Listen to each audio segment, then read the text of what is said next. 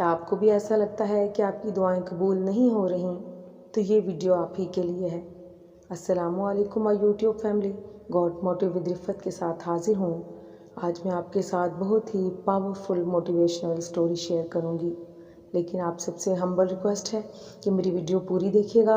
पूरी वीडियो देखने के बाद उसे लाइक और शेयर कीजिएगा, कमेंट कीजिएगा, और जो लोग मेरे चैनल पर पहली बार आए हैं मेरे चैनल को सब्सक्राइब करके बेल आइकन प्रेस कर दें ताकि आपको मेरी वीडियो का नोटिफिकेशन मिल सके। तो चलते हैं स्टोरी की जानिब। एक शख्स रात को अल्लाह अल्लाह कर रहा था ताकि ज़िक्र से उसके होंठ शीरी हो जाएं।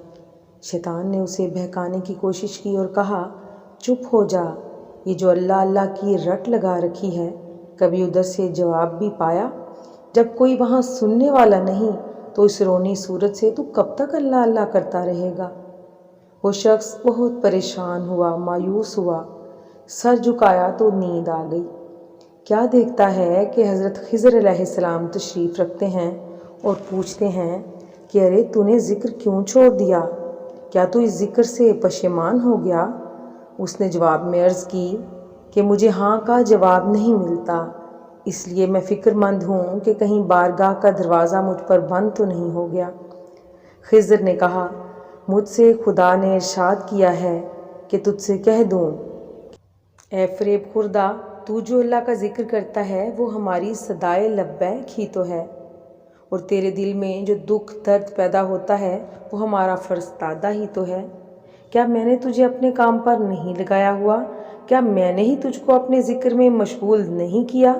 तेरा खौफ़े खुदा और तेरा इश्क़ खुदा हमारी अनायात ही तो हैं, और जो तू या रब कहता है इसमें बेशुमार लब्बैकें छुपी हैं। जाहिर इंसान तो इन चीज़ों से दूर रहता है, उसके यहाँ या रब कहने का दस्तूर नहीं। उसके मुँह और दिल पर कुफ लगे हैं ताकि तकलीफ़ के वक्त या खुदा कह के ना रोए।